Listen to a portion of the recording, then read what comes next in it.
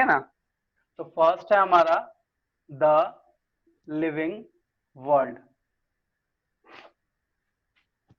देखो बहुत सारा हम लोग को मतलब इस चैप्टर में हम लोग का जो पहले थोड़ा ब्रीफ कर देते हैं। देखो हम लोग के पूरे एक साल का जो सिलेबस है उसमें हम लोग का टोटल 5-6 यूनिट है, ठीक है। 5 यूनिट, सॉरी 5 यूनिट है, जिसमें सबसे पहला है हमारा लिविंग वर्ल्ड, जिसमें हम लोग diversity, biological classification, plant kingdom वगैरह पढ़ेंगे, ठीक है। उसके बाद नेक्स्ट है हमारा टिश्यूज, जो एनिमल एंड प्लांट का है टिश्यू, उसमें हम लोग कुछ कॉकरोच वगैरह के बारे में भी पढ़ेंगे। उसके बाद है हमारा सेल, ठीक है। उसके बाद है हमारा फिर फिजियोलॉजी ऑफ प्लांट, उसके बाद है हमारा फिजियोलॉजी ऑफ एनिमल, ठीक है। देखो टोटल हम लोग को पूरे ईयर में 22 चैप्टर को डील करना है, ठीक है। देखो सबसे फर्स्ट में ध्यान रखना, क्योंकि बायो है थोड़ा टर्म इसका थोड़ा सा टफ होता है, तो एक दो चीज से ध्यान रखना कि हमेशा टर्म को समझना, क्योंकि जो बायोलॉजी का ज्यादातर टर्म है जो भी है वो दूसरे लैंग्वेज में लिया लिया गया है, वो हम लोग पढ़ेंगे भी। और बहुत कुछ है, जैसे मान लो कुछ भी अगर तुम्हारे सामने वर्ड आता है जो तुम कंफ्यूज कर रहे हो कि नहीं इसका मतलब क्या होगा, वो जरूर पूछना। ऐसे तो हम बताएंगे ही कि आखिर ऐसा क्यों है, क्योंकि टर्मिनोलॉजी सब डिफरेंट डिफरेंट होता है और वही टर्मिनोलॉजी में हम फंस जाते हैं। अगर वो टर्म हम इजी वे में समझ में आ जाएगा तो उनको किसी चीज का डिफिनेशन का रटने का जरूरत नहीं पड़ेगा, ठीक है। पहला चीज। दूसरा चीज है कि एनसीईआरटी को क्योंकि हम तो पढ़ाएंगे थोड़ा तुम पूरा डिस्क्राइब से, बट एनसीईआरटी को जरूर पढ़ना जो भी टॉपिक वगैरह डील करने वाले हैं, क्योंकि एनसीईआरटी में लिमिट दिया है बट हर एक लाइन इंपॉर्टेंट है। और अगर हम बात करें मेडिकल पॉइंट ऑफ व्यू से, तो डायरेक्टली क्लियरली हम एक चीज जरूर बोलेंगे कि तुम्हारा मेडिकल में एनसीईआरटी को छोड़ के कहीं और दूसरा नहीं पूछता है। अप्रोक्स 90% जो क्वेश्चन है, मतलब अगर 90 क्वेश्चन में तुम 80 क्वेश्चन मान के चलो वो एनसीईआरटी से ही रहेगा, उसी से रिलेटेड रहेगा। एनसीईआरटी में बहुत कुछ ऐसा है जो कि एनसीईआरटी के लाइन में लिखा हुआ है और हमको समझ में आ रहा है, वही चीज वहां पे आता है, ठीक है। जैसे 12th में बहुत सारा ऐसा, जैसे इवोल्यूशन वगैरह में बहुत सारा मिलेगा, इवन 11th में भी बहुत कुछ मिलेगा हम लोग को, ठीक है। वो चीज ध्यान रखना।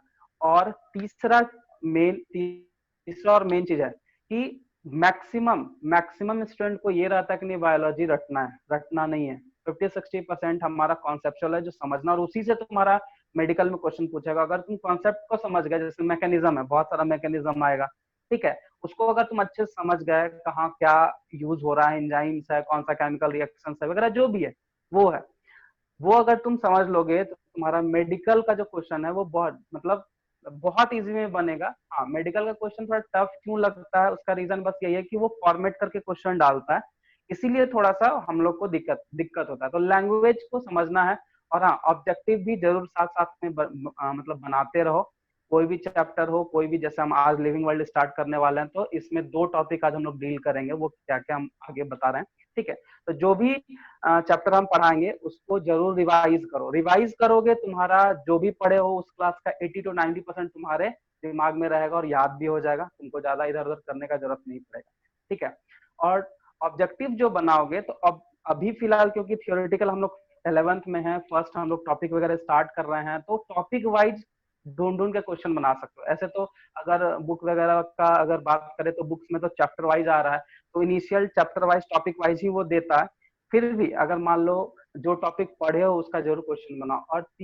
और इम्पोर्टेंट बात क्या है, देखो एनसीईआरटी जब पढ़ोगे तो जो भी समझ में आएगा ना, तो उससे क्वेश्चन निकालो कि हाँ इससे क्या क्वेश्चन पूछ सकता है। तो तुम्हारा मेडिकल एपियर में कोई नहीं मतलब ऐसा नहीं बोल सकता कि हाँ नहीं निकलेगा, कंफर्म निकलेगा, 110% निकलेगा। बट क्वेश्चंस को बार बार रिवाइज करो, कॉन्सेप्ट को समझो, और उसी से क्वेश्चन वो पूछता है।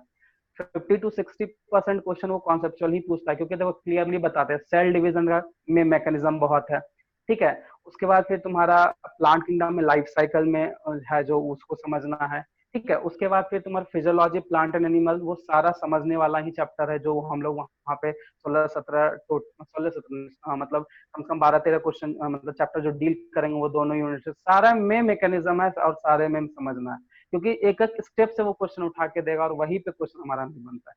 प्लांट फिजियोलॉजी में थोड़ा सा तुम लोग को मैकेनिज्म हो सकता है समझने में प्रॉब्लम हो, बट एक दो बार तीन बार जरूर रिवाइज करके उसको कंप्लीट करो, और लिखने का आदत जरूर डालना, क्योंकि कोई भी मैकेनिज्म जैसे मान लो आ गया कि नहीं हमको light reaction dark reaction photosynthesis कैसे कंप्लीट हुआ उसका पूरा, क्योंकि उसमें साइकिल वगैरह मिलेगा, जैसे रेस्पिरेशन हम लोग पढ़ेंगे, ग्लाइकोलाइसिस का पूरा साइकिल मिलेगा, उस साइकिल से तीन चार क्वेश्चन बन जाता है। तो साइकिल को स्टेप बाय स्टेप समझना तुमको पड़ेगा।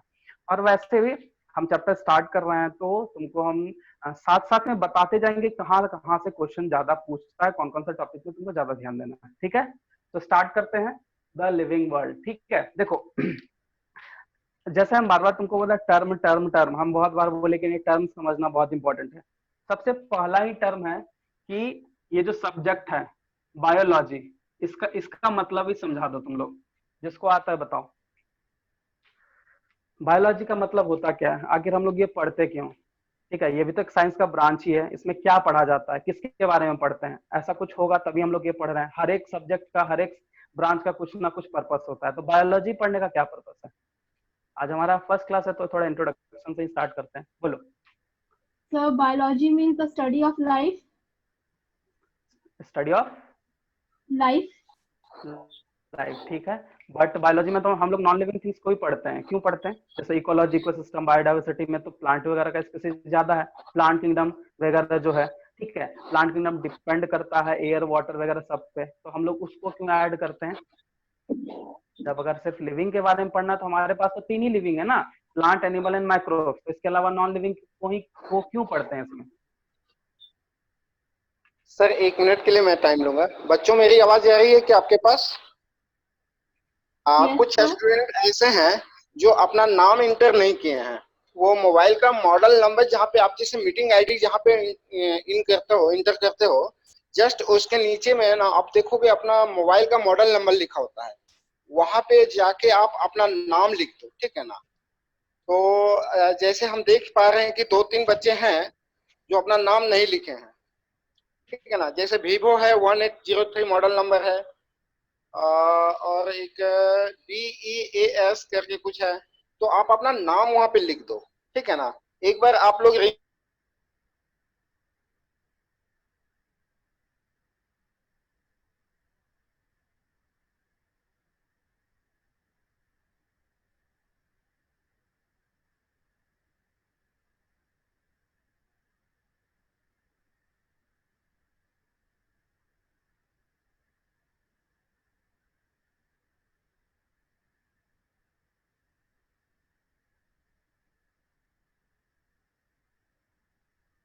सारे स्टूडेंट से एक यही चीज है मेरे तरफ से कि तुम लोग को जो मन में है बोलो, ताकि पता तो चले हम क्या सोच रहे हैं। मान लो हम गलत ही सोच रहे हैं तो कोई बात नहीं, क्योंकि बायो में जितना अच्छा डिस्कस, जितने जो जिस मतलब जितना ज्यादा डिस्कस होगा उतना ज्यादा अच्छे से याद रहेगा, ठीक है। इसलिए जिसको जो मन में आ रहा है कि नहीं क्यों ऐसा बोल रहे हैं सर, या फिर इसका क्या होना चाहिए एग्जैक्ट आंसर, ठीक है, ऐसे जो जो भी हमको आंसर दिए हो, ठीक है, वो सही है कि हम इस ब्रांच में, ये तो साइंस का जो ब्रांच है इसमें हम लोग लिविंग ऑर्गेनिज्म के बारे में स्टडी करते हैं, ठीक है। लेकिन बहुत ऐसा चीज तुम्हारे सामने आएगा जो कि नॉन लिविंग, जैसे हम लोग पूरा इकोलॉजी में हम लोग सारा मैक्सिमम नॉन लिविंग थिंग्स के बारे में, मतलब जियोग्राफिकल रीजन के बारे में पढ़ेंगे कि कहाँ कितना एरिया में किधर चल जाएंगे तो क्या मिलेगा, टेम्परेचर कहाँ क्या है, क्लाइमेट का क्या कंडीशन है, इन्वायरमेंट का क्या कंडीशन, फैक्टर्स वगैरह, वो भी इसमें इंक्लूड होता है। आखिर ऐसा क्यों इसको इंक्लूड करते हैं इसमें, ठीक है। कोई आंसर करो। नहीं, देखो ये बात सही है, जैसे हम इसको थोड़ा सा तुमको और डिस्क्राइब थोड़ा करते हैं। देखो ये जो बायोलॉजी लिखा हुआ है, इसका मतलब, बायो का मतलब होता है लाइफ, या फिर हम लोग बोल सकते हैं इसको लिविंग, और लॉजी का मतलब होता है स्टडी। तो यहाँ तुमको डिफिनेशन का जरूरत ही नहीं है, स्टडी अबाउट लाइफ हम लोग समझ गए बायोलॉजी। बट जब हम तुमको बोले कि आखिर नॉन लिविंग में, इस नॉन लिविंग भी इस ब्रांच में हम लोग पढ़ते हैं, ठीक है, तो एक सीधा सिंपल सा बात है कि कोई भी लिविंग ऑर्गेनिज्म वो जिस जिस पे डिपेंड होता है सबके बारे में पढ़ना पड़ेगा। इसीलिए हम लोग बायोलॉजी में नॉन लिविंग थिंग्स के भी बारे में पढ़ते हैं कि आखिर कोई भी लिविंग ऑर्गेनिज्म या फिर कोई भी लाइफ अगर सरवाइव हो रहा है, सस्टेन हो रहा है, तो उसको सस्टेन करवाने के लिए कौन कौन सा इंपॉर्टेंट फैक्टर है या फिर कौन कौन सा फैक्टर है, सबका कंबाइंड स्टडी को हम लोग क्या बोलते हैं? बायोलॉजी। कहीं कहीं पे देखना ज्योग्राफी भी हम लोग को ऐड हो जाता है, मतलब हम लोग का इन्वायरमेंट बोलते हैं, इन्वायरमेंट फैक्टर जो हम लोग नॉन लिविंग बोल रहे हैं उसको, तो वो भी फैक्टर है। मतलब बायोलॉजी का सिंपल सी बात है कि ये एक ऐसा ब्रांच है साइंस का जिसमें हम लोग लाइफ के बारे में या फिर लिविंग ऑब्जेक्ट ऑर्गेनिज्म के बारे में स्टडी करते हैं। ठीक है, ये चीज है। अब देखो इसी तरह से बहुत सारे टर्म आएगा, तुमको यहाँ मतलब याद करने का जरूरत नहीं कि आखिर क्यों बोल रहे हैं सर बायोलॉजी क्यों पढ़ रहे हैं या फिर बायोलॉजी टर्म का मतलब क्या हुआ, ये समझ में आ रहा है। अब जैसे और कुछ कुछ वर्ड्स है, थोड़ा और एग्जाम्पल हम देते हैं, शायद तुम लोग को याद रहे। एक होता है साइटोलॉजी, इसका मतलब क्या हो गया, हिस्टोलॉजी। ये सब टर्म बहुत परेशान करने वाला टर्म है। आखिर ये टर्म को समझ लेंगे, डिफिनेशन का जरूरत नहीं। साइटो का मतलब क्या होता है, कोई बता सकते हो? लॉजिक का मतलब समझ में आ रहा है सबको। साइटो का मतलब ये तुम लोग वर्ड, साइटोप्लाज्म। हाँ गुड, सेल या फिर साइटोप्लाज्म। देखो ये चीज है, मतलब क्या पता चल रहा है कि सेल के बारे में या साइटोप्लाज्म के बारे में स्टडी करेंगे तो साइटोलॉजी बोलेंगे। हिस्टो, देखो यहाँ भी लॉजी आ गया, लॉजिक का मतलब पता है, हिस्टो का मतलब क्या होगा? तो हिस्टो का मतलब होता है, अगर किसी को पता तो बताओ। प्रोटीन। नहीं हिस्ट्री। नहीं, हिस्ट्री नहीं, हिस्ट्री नहीं, वो तो microscopic structure of tissue. Microscopic structure of tissue. ठीक है, देखो यहाँ पे सिर्फ टिश्यू बोलेंगे, हमारा आंसर है। हिस्टो का मतलब ही होता है टिश्यू। जैसे कोई बोलता है कि नहीं कैंसर अगर किसी पर्सन को है तो उसके डायग्नोसिस के लिए हिस्टोलॉजिकल स्टडी करना पड़ेगा। मान लिया जाए कि एक बॉडी का कोई एक पोर्शन पे हमको पता चल रहा है कि नहीं ट्यूमर है, डायग्नोसिस है, तो सबसे पहला टिश्यू वही है हिस्टोलॉजिकल। तो समझ में तुरंत आ जाएगा, हाँ हिस्टोलॉजिकल मतलब क्या बोल रहे हैं, वहां के पार्ट के टिश्यू को हम लोग का स्टडी करना। तो इस तरह से है, बहुत सारा कार्डियोलॉजी। ठीक है, तो कार्डियो में हमारा क्या होगा, हार्ट से रिलेटेड बात करेंगे। ठीक है, ये उसके बाद फिर है न्यूरोलॉजी। तुम लोग देखते हैं न्यूरोलॉजिस्ट, कार्डियोलॉजिस्ट, इस तरह से क्या वो लोग स्पेशलिस्ट बोला जाता है। क्यों? क्योंकि वो पर्टिकुलर जो भी वर्ड ले रहे हैं उसका पर्टिकुलर कुछ ना कुछ मतलब है। ये सब तो हमारा क्या है, वर्ड है, टर्मिनोलॉजी बोला जाता है बायोलॉजी का। ठीक है, तो ये चीज है, तो समझ गए इतना। ठीक है, अब हम लोग को थोड़ा बहुत पता चल गया कि आखिर हम लोग बायोलॉजी क्यों पढ़ रहे हैं, हिस्टोलॉजी क्यों बोल रहे हैं, साइटोलॉजी क्यों बोल रहे हैं, मतलब टर्म तुम लोग को थोड़ा क्लियर हो रहा है। चलो ठीक है, अब हम लोग जो ये चैप्टर स्टार्ट किए हैं द लिविंग वर्ल्ड, इसमें हम लोग को दो टॉपिक पे डील करना है। पहला टॉपिक है कि आखिर किसी भी ऑब्जेक्ट को कब हम लिविंग बोलेंगे, ऑब्जेक्ट लिविंग कब होगा। मतलब कि तुम्हारे सामने कोई एक ऑब्जेक्ट को रख दिया गया, ऑब्जेक्ट ए, इसमें तुम ऐसा क्या कैरेक्टरिस्टिक्स देखोगे कि इसको झट से बोलोगे। अगर वो कैरेक्टरिस्टिक्स हो रहा है या फिर वो प्रॉपर्टी हमको दिख रहा है, हम डायरेक्टली बोल देंगे कि नहीं ये हमारा क्या है, लिविंग है, ये नॉन लिविंग नहीं हो सकता है। ठीक है, तो पहला इस चैप्टर में सबसे पहला हमको यही ढूंढना है कि आखिर किसी भी ऑब्जेक्ट को, किसी भी ऑर्गेनिज्म को हम लोग लिविंग कब बोलेंगे। ऐसा क्या उसमें कैरेक्टर हमको दिखेगा, ऐसा क्या प्रॉपर्टी दिखेगा कि हम उसको क्या बोलेंगे, लिविंग बोलेंगे। ठीक है, दूसरा, इतना ज्यादा लिविंग ऑर्गेनिज्म का डाइवर्स है हमारे कंट्री में बोलो या पूरे वर्ल्ड में बोलो, इवन कि हमारा एरिया में जहां पे हम रह रहे हैं वहीं पे तुम देखो तो तुम्हारे आसपास बहुत सारा पेड़ है, प्लांट है, बहुत सारा जानवर अलग अलग है। उसको कैसे हम लोग एग्जैक्टली बोलेंगे, हाँ यही डॉग है, हाँ यही कैट है, यही क्रो है, ठीक है, यही पिजन है, ये जो प्लांट है ये बनाना का प्लांट है, ये आम का प्लांट है, मतलब मैंगो प्लांट है। इस तरह से कैसे हम लोग पता करेंगे। तो इसके सेकंड टॉपिक में हम लोग को यही डील करना है कि आखिर इतना जो ज्यादा डाइवर्सिटी है, आखिर इसको किस प्रोसेस से हम लोग इसको पहचाने, कैसे हमको पता चला हाँ यही है।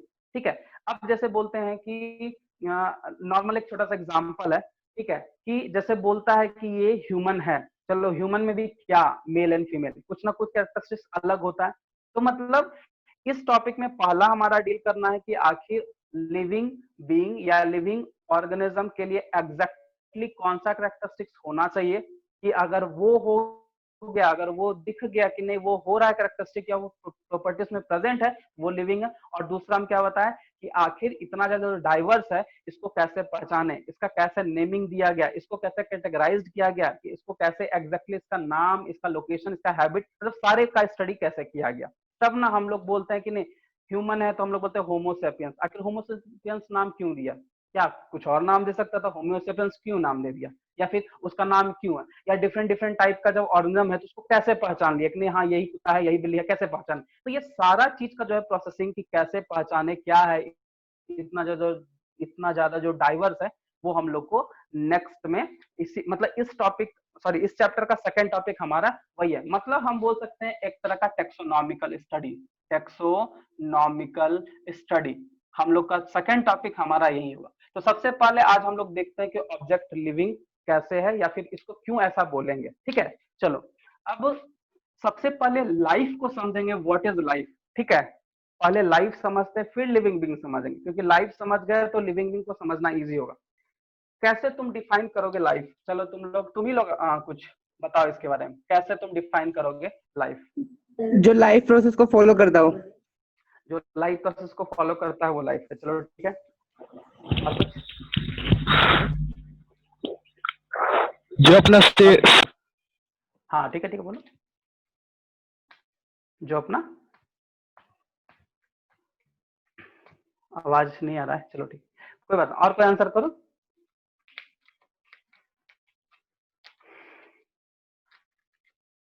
देखो सर जिसके अंदर मेटाबॉलिक प्रोसेस हो। मेटाबॉलिक, ठीक है, ये भी चलो हद तक सही आंसर बोला। चलो अब हम आगे थोड़ा सा रिस्पॉन्स करे।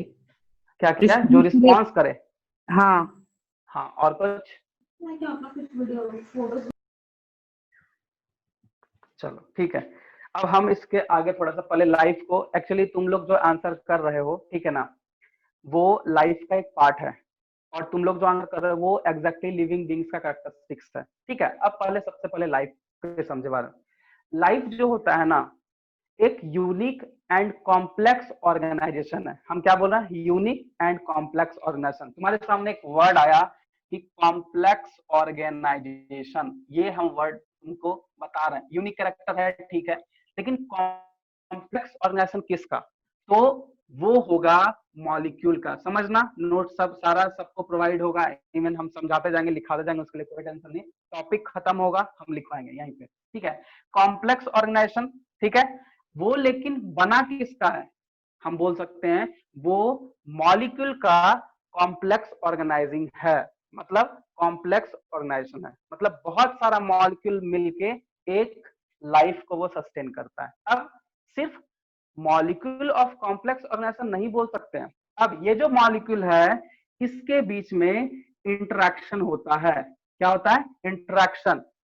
और वही इंटरेक्शन जो है हम लोग किस फॉर्म में देखते हैं, केमिकल फॉर्म में। क्या है, केमिकल रिएक्शन फॉर्म लिख सकते हैं, या फिर केमिकल रिएक्शन के फॉर्म में। या अगर कहीं केमिकल रिएक्शन हो रहा है तो केमिकल रिएक्शन क्या एक अकेले मॉलिक्यूल से होगा, नहीं, वो डिफरेंट टाइप ऑफ मॉलिक्यूल वहां पे चाहिए। मतलब देखो क्या बोलना चाह रहा है, लाइफ एक unique and complex organisation of molecule है। मतलब बहुत सारे मॉलिक्यूल से बना है, लेकिन उस मॉलिक्यूल के ही अंदर में इंटरेक्शन होता है जो केमिकल रिएक्शन के फॉर्म में, मतलब केमिकल रिएक्शन वहां पे हो रहा है, ऐसा वहां पे दिखता है मैकेनिज्म। और यही कॉम्प्लेक्स रिएक्शन जो एक्सप्रेस होता है, क्योंकि केमिकल रिएक्शन हो रहा है तो कुछ ना कुछ एक्सप्रेस हो रहा है, तो ये जो एक्सप्रेस होता है वो एक्सप्रेस किस फॉर्म में होता है, ग्रोथ, डेवलपमेंट, रिस्पॉन्सिवनेस, रिप्रोडक्शन वगैरह जो भी है। मतलब नॉर्मली ग्रोथ डेवलपमेंट के फॉर्म पे वो केमिकल रिएक्शन एक्सप्रेस होता है। लाइफ का क्लियर मतलब पूरा समझ में आया। हम क्या बोले कि लाइफ एक यूनिक कैरेक्टर है और साथ साथ में एक कॉम्प्लेक्स ऑर्गेनाइजेशन ऑफ मॉलिक्यूल है जो कि इंटरैक्ट करता है एक दूसरे से, और वही केमिकल रिएक्शन के फॉर्म में दिख रहा है। और वो केमिकल रिएक्शन जो एक्सप्रेस होता है वो ग्रोथ के फॉर्म में, डेवलपमेंट के फॉर्म में, रिस्पॉन्स के फॉर्म में, मेटाबॉलिज्म वगैरह के फॉर्म में वो एक्सप्रेस होता है। वही है लाइफ। समझ में आया, हाँ या ना? देखो रिप्लाई चाहिए, ठीक है बच्चा लोग, अगर रिप्लाई नहीं करो तो हम भी कंफ्यूज में रहेंगे कि तुमको समझ में नहीं आ रहा, हम आगे बढ़ जाएंगे तो ये ठीक नहीं होगा। ठीक है, हम लोग के पास टाइम है, आराम से पढ़ेंगे, कोई दिक्कत नहीं है।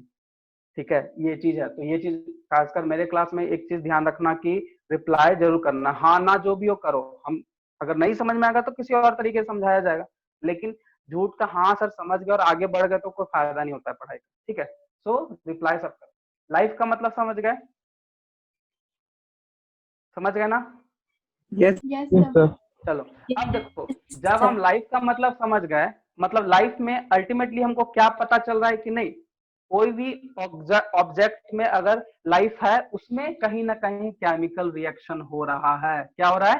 Chemical reaction. और वही chemical reaction leads to reproduction, development, growth, metabolism, responsiveness, इस तरह का बहुत सारा जो मतलब एक्सप्रेस है वो हमको दिखता है। और ये सब जो करेगा उसको कंबाइनिंग हम लोग क्या बोल देंगे? Living being. लाइफ को डिफाइन करने में हम लोग को एक चीज क्या नहीं, केमिकल रिएक्शन बिना कोई लाइफ सस्टेन नहीं कर रहा है या फिर लाइफ नहीं है।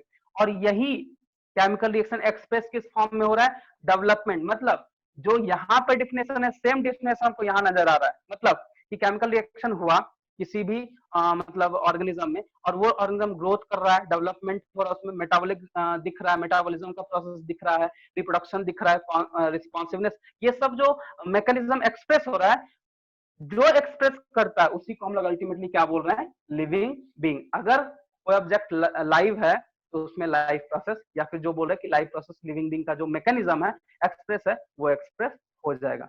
बोलो, कोई दिक्कत यहाँ तक? No sir. किसी नो किसी को सर। दिक्कत लिविंग बीइंग समझने में?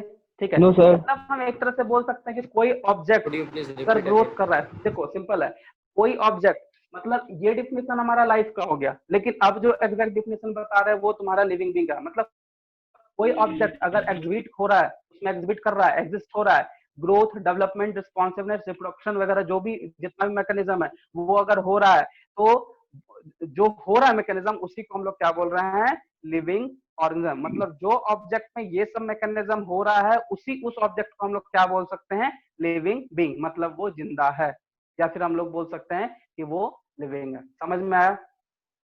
समझ में आ गया ना? चलो। Yes sir. हाँ, अब हम लोग के सामने है कि बहुत सारा कैरेक्टरिस्टिक्स हमारे सामने आ गया। डेवलपमेंट भी बोल दिया, हम ग्रोथ भी बोल दिए, रिप्रोडक्शन भी बोल दिया, रिस्पॉन्स भी बोलिए। आखिर इतना सारा जो कैरेक्टरिस्टिक्स है या इतना सारा जो एक्सप्रेशन होता है केमिकल रिएक्शन के थ्रू, तो इसमें एग्जैक्टली हम किसको बोलेंगे कि हाँ यही है हमारा लिविंग ऑर्गेनिज्म का प्रॉपर्टी या कैरेक्टरिस्टिक्स? ठीक है, तो चलो अब हम लोग का जो मेन टॉपिक है वो स्टार्ट हो रहा है। सबसे पहले कुछ कुछ चीजें जो तुमको हम और अच्छे से समझाना चाह रहे हैं वो समझना। जब कोई तुमको बोले कि नहीं, किसी भी चीज का हम लिविंग बीइंग का या फिर लाइफ का या किसी भी चीज का अगर बोले डिफाइनिंग प्रॉपर्टी बताओ, डिफाइनिंग प्रॉपर्टी, डिफाइनिंग प्रॉपर्टी जो कि हम लोग का अभी मेन टॉपिक वही है, लेकिन डिफाइनिंग प्रॉपर्टी जो हम लोग जिस टॉपिक को बात कर रहे हैं वो है living object, I mean living being, किसको हम लोग लिविंग बोलेंगे उस पे बात कर रहे हैं हम। बस एक कॉमन सा बात बोलते हैं कि अगर तुमको किसी भी कैरेक्टरिस्टिक्स का बोले कि नहीं इसका डिफाइनिंग प्रॉपर्टी बताओ, तो डिफाइनिंग प्रॉपर्टी होता क्या है? क्योंकि हम लोग के सामने बहुत सारा ऑप्शंस आ जाता है कि नहीं ये डिफाइनिंग है, ये नॉन डिफाइनिंग है। तो दो वर्ड जो दिख रहा है हम लोग का कि non defining and defining property को आप बताइए, तो कैसे तुम बताओगे कि पहले इस दोनों का तो मतलब समझ ले, डिफाइनिंग प्रॉपर्टी किसको बोलेंगे, एग्जैक्ट डिफाइनिंग प्रॉपर्टी किसको बोलेंगे, ठीक है, नॉन डिफाइनिंग किसको बोलेंगे? तो ध्यान रखना उसमें एक चीज हम यहाँ पे बता रहे हैं, डिफाइनिंग प्रॉपर्टी उसी को बोलेंगे जिसमें एक्सेप्शन नहीं होता है, जिसमें एक्सेप्शन नहीं होता है।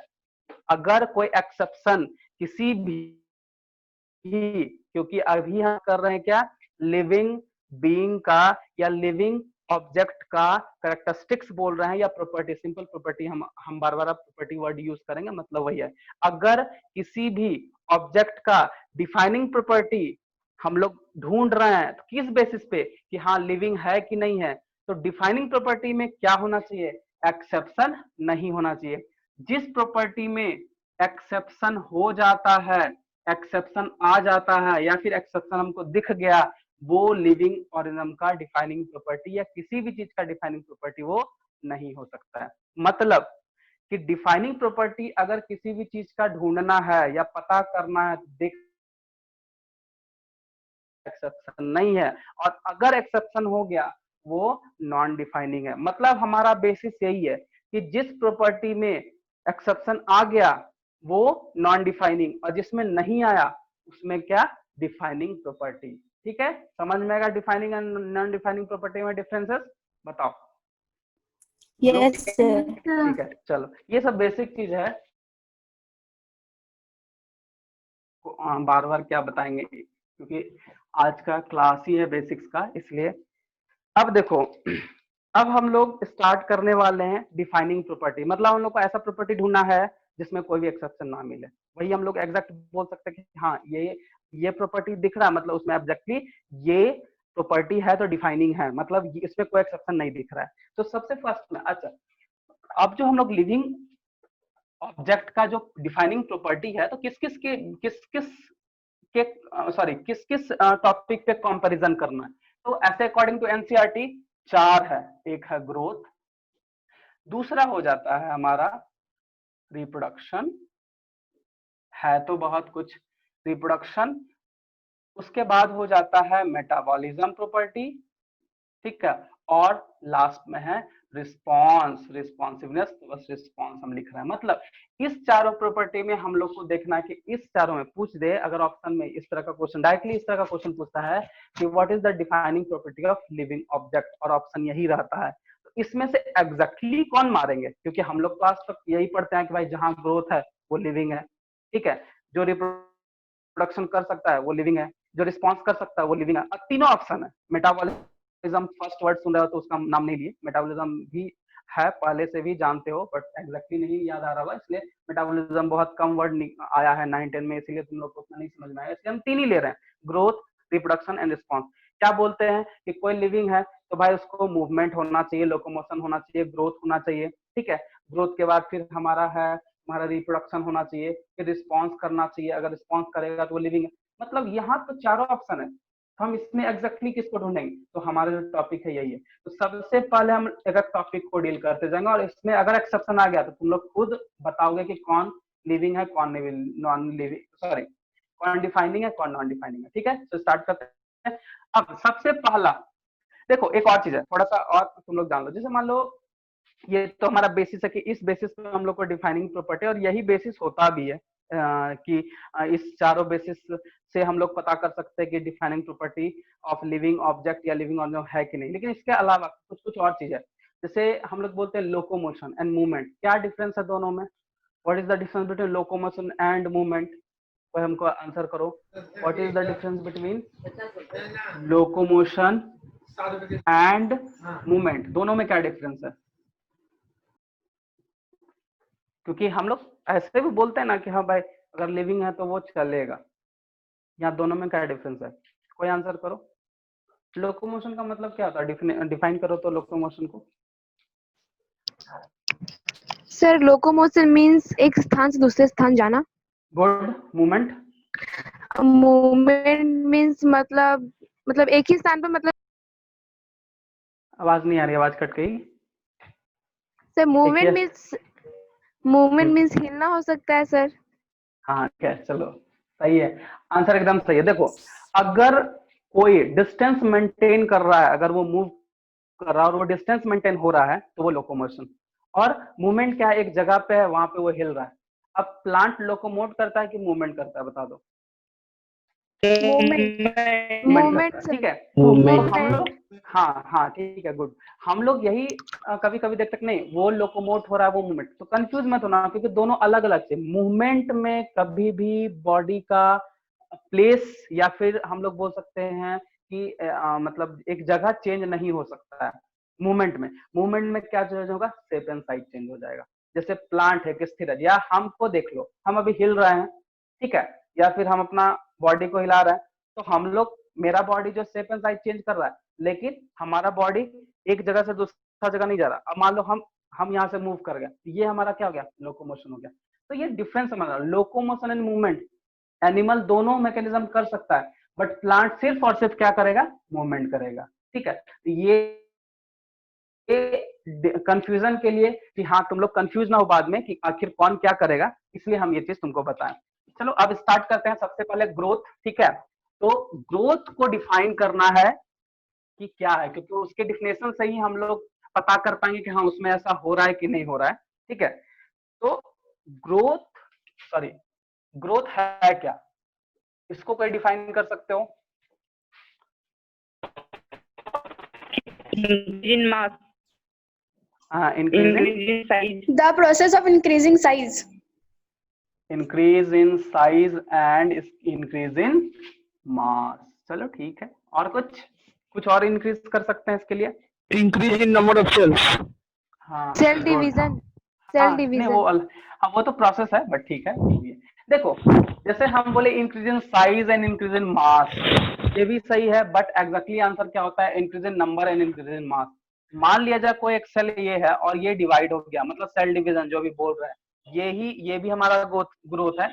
मान लो एक सेल है, वो धीरे धीरे अपना साइज बड़ा करता है, साइज बड़ा करेगा तो भी ग्रोथ है, और साइज बड़ा होने से उसके बॉडी का मास भी बढ़ेगा। आई मीन उसका बॉडी नहीं बोल रहा है, यूनिसेलुलर है तो सेल का ही मास बढ़ जाता है। अब एक छोटा सा एग्जांपल देते हैं तुमको। अगर मान लिया जाए कोई छोटा बच्चा है, वो धीरे धीरे बड़ा हो रहा है, देखो उसका साइज भी बढ़ रहा है, मास भी बढ़ रहा है, ठीक है। तो मास जब बढ़ेगा तो वो ग्रोथ कहलाता है। अब हम लोग का डिफिनेशन समझ में आ गया। अब हम लोग को देखना है कि ये लिविंग का प्रॉपर्टी है या नॉन लिविंग का है, या फिर ये दोनों का प्रॉपर्टी है। ठीक है, चलो अब ध्यान से समझना, क्योंकि देखो अब जो है तुम्हारे सामने कुछ चीज हम डिफरेंस करके बताते हैं, जो कि डायरेक्टली एनसीईआरटी में है और तुम लोग इसका आंसर करोगे अभी। सबसे फर्स्ट में प्लांट का अगर आप बात करते हैं तो प्लांट में, क्योंकि मल्टीसेलुलर का हम लोग बात कर रहे हैं, ठीक है, समझना इसको। मल्टीसेलुलर प्लांट, तो प्लांट बोलता है थ्रू आउट लाइफ वो ग्रोथ करता है। आखिर इसका क्या रीजन है? हमको एक मिनट तुम लोग मतलब कि आराम से ध्यान से समझना।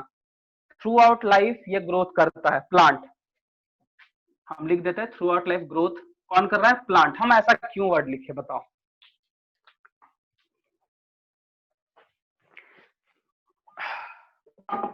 सर क्वेश्चन समझ में नहीं, क्योंकि वो सेल डिवाइड।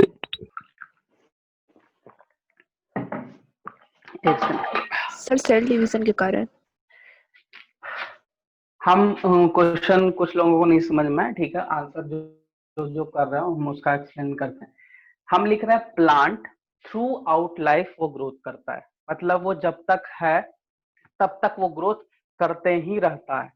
ऐसा क्या रीजन? क्योंकि वो रैपिड सेल डिवीजन करते रहता है। सर सेल डिवीजन का कारण। हाँ ठीक है, चलो सेल डिवीजन एक हम लेते हैं पॉइंट की, सेल डिवीजन के कारण करते रहता है। चलो एक बात बता दो कि क्या एनिमल सेल में या हम लोग का बॉडी का ही बात ले दो, क्या हम लोग के बॉडी में सेल डिवीजन प्रोसेस नहीं होता है? होता है सर, पर एक स्टेज तक, पर एक स्टेज तक। क्यों? सर बाद में वो मेंटेन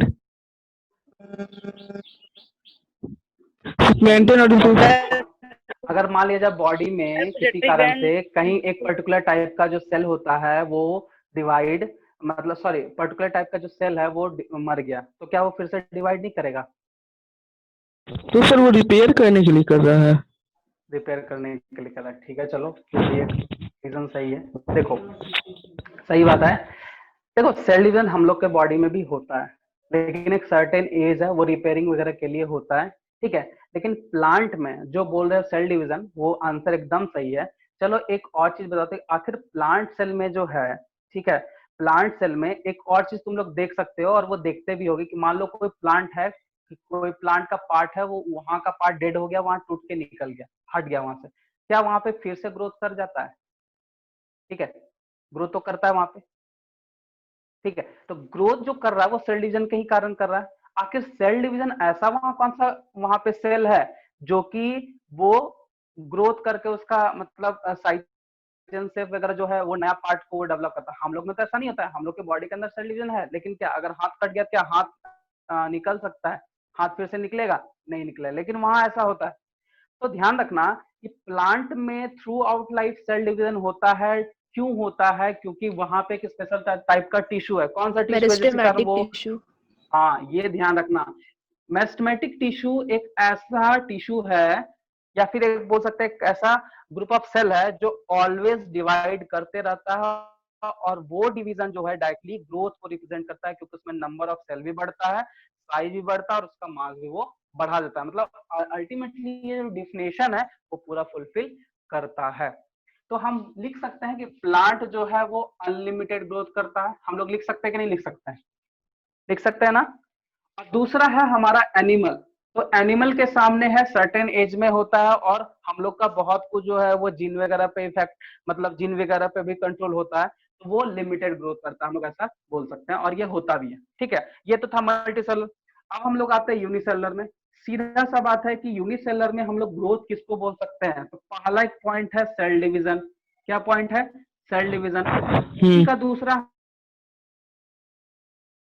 क्योंकि cell division is a synonyms of cell reproduction, मतलब डिवीजन कर रहा है तो रिप्रोड्यूस कर ही रहा है। जैसे अमीबा में, अभी अमीबा में अगर डिवीजन नहीं होगा तो क्या वो रिप्रोडक्शन कर पाएगा? हम लोग पढ़े हो, तुम लोग पढ़े होगे बाइनरी मल्टीपल फिजन, क्या? हाँ, तो यहाँ पे ध्यान रखना है कि सेल डिवीजन और सेल रिप्रोडक्शन दोनों एक दूसरे का सिनोनिम्स है। ठीक है, और यूनिसेलर में ग्रोथ जो है वो सेल डिवीजन को भी बोल सकते हैं और सेल रिप्रोडक्शन को भी बोल सकते हैं। दोनों वर्ड वहां पे यूज कर सकते हैं, क्योंकि यहाँ पे नंबर ऑफ सेल जो है वो एक पेरेंट से दो में कन्वर्ट होता है। ये यूनिक है। ठीक है, और एक और चीज है, यूनी जो है यूनिसेलर ऑर्गेनिज्म कभी भी मरता नहीं है। क्यों ऐसा? क्योंकि उसका पेरेंट का ही वो डिवाइडिंग पार्ट है। ये ऑफस्प्रिंग हो गया, फिर ये डिवाइड होगा तो ये पेरेंट बनेगा, ये ऑफस्प्रिंग होगा, ये है इस तरह का एक तरह का म्यूचुअल मतलब इवेंट होते रहता है। इस तरह से हम लोग बोल सकते हैं कि reproduction, sorry, growth and reproduction दोनों म्यूचुअल इवेंट है। समझ में आया यहाँ तक? कोई दिक्कत है? Yes sir. चलो अब हम लोग आते हैं, ये तो था प्लांट एंड एनिमल। अब हम लोग डायरेक्टली बात करते हैं लिविंग एंड नॉन लिविंग में। देखो, जब साइज, नंबर एंड मास की बात कर रहे हैं तो ग्रोथ जो होता है वो मतलब ये जो ग्रोथ का जो डिफिनेशन है, वो जो प्रोसेस है वो दो टाइप का होगा। ठीक है, आखिर मास कैसे बढ़ेगा, नंबर कैसे बढ़ेगा, या फिर हम लोग बोल सकते हैं साइज कैसे बढ़ेगा, तो इसके लिए दो प्रोसेस है। एक होता है विद इन द बॉडी, क्या बोलेंगे? विद इन द बॉडी, और एक बोलते हैं outside the body, outside the body. ये जो हम डिफिनेशन देख रहे हैं सामने, ये डिफिनेशन अगर विद इन द बॉडी हो रहा है, इस तरह का मैकेनिज्म अगर विद इन द बॉडी होगा तो वो लिविंग का प्रॉपर्टी कहला जाता है। लेकिन अगर ये आउटसाइड बॉडी होगा तो ये नॉन लिविंग का प्रॉपर्टी कहला जाएगा। आखिर कैसे? हम जो बोल रहे हैं कि नॉन लिविंग में कैसे ग्रोथ हो सकता है, या फिर हम बोल सकते हैं ग्रोथ का डिफिनेशन अगर हम फुलफिल कैसे, मास कैसे बढ़ सकता है, या नंबर कैसे बढ़ सकता है, साइज कैसे बढ़ सकता है। तो नंबर तो ठीक है, नंबर तो बढ़ जाएगा, कोई दिक्कत नहीं है, उसको एक्सटर्नल फोर्स से बढ़ा सकते हैं, लेकिन मेनली मास। तो मास के लिए एग्जैक्टली क्या डिफिनेशन है? सपोज दैट मान लो ये माउंटेन है, ठीक है, ये माउंटेन का भी एग्जैक्ट वेट हम लोग 10 केजी ले रहे हैं। ठीक है, इसमें एक्सटर्नल फैक्टर का क्या हो गया? कवर अप हो गया। अब एक्सटर्नल फैक्टर क्या? डस्ट हो गया, ठीक है, सैंड हो जाता, कुछ भी आके वो जमा हो गया। तो जमा हो गया तो यहाँ पे उसके बाद अगर हम इसका वेट करेंगे तो जरूर कुछ ना कुछ, मान लो 2 ही केजी बढ़ा, मान लो 2 ही केजी बढ़ा, पहले था 10, लेकिन वो बाद में हो गया 12। आखिर ये एक्सटर्नल आउटसाइड बॉडी हो रहा है ना, तो हम लोग बोल सकते हैं एक्सटर्नल एक्शंस या एक्सटर्नल एक्टिविटी के कारण अगर कुछ हो रहा है तो वो हमारा एक्सटर्नल ग्रोथ है, जो कि नॉन लिविंग में डायरेक्टली पहले लिखा outside the body non living, तो ये आउटसाइड द बॉडी हो रहा है।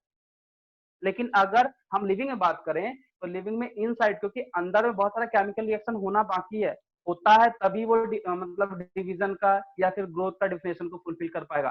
तो लिविंग में क्या बोलेंगे? विद इन द बॉडी, और नॉन लिविंग में आउटसाइड द बॉडी। देखो कैसे मास बढ़ रहा है, जाता है एक्सटर्नल कोई भी एजेंट आके वहां पे अगर डिपॉजिट या एक्युमुलेट हो जाता है तो ये हो जाता है। तो आउटसाइड द बॉडी या फिर non living external factor growth का डिफिनेशन को फुलफिल करता है, और लिविंग में इंटरनल फैक्टर को ग्रोथ का डिफिनेशन को फुलफिल कर रहा है। लेकिन यहाँ पे एक बात है, एक्सेप्शन यहाँ पे आ जाता है। देखो एक्सेप्शन क्या आया? लिविंग में सिर्फ और सिर्फ क्या काम कर रहा है? इंटरनल, और नॉन लिविंग में क्या कर रहा है? एक्सटर्नल। तो हुआ ना ये एक्सेप्शन, हुआ कि नहीं? बोलो, नॉन लिविंग एक्सेप्शन हुआ गया ना? तो Yes, ये sir. हमारा कौन सा प्रॉपर्टी है? Non defining. कौन सा Non-defining. है? Non defining property of living organism या ऑब्जेक्ट। मतलब बोल सकते हैं अगर किसी में ग्रोथ होता है तो हम उसका ग्रोथ प्रॉपर्टी देख के उसको हम लोग नहीं बोल सकते हैं कि वो लिविंग है कि नॉन लिविंग है। बताओ कोई दिक्कत है ना? No, no sir. Sir. No, no sir. Sir. अब हम तुम लोग को नो सर। एक वर्ड बता, हाँ ठीक है, एक यहाँ पे वर्ड है जो तुम लोग को आएगा हमेशा जब हम बात करें विद इन द बॉडी, और जब हम बोलेंगे नॉन लिविंग तो आउटसाइड का एक नाम है एक्रीशन। क्या नाम है? एक्रीशन। और एक है इंट्यूसेप्शन। इंट्यूसेप्शन मतलब अगर इंटरनल ग्रोथ हो रहा है तो उसको टर्म दिया गया है इंट्यूसेप्शन।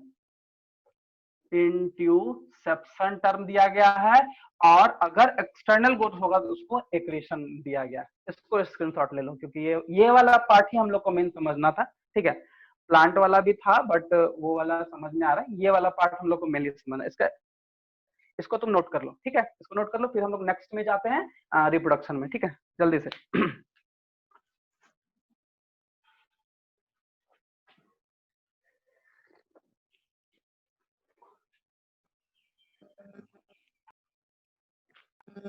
हो गया सर।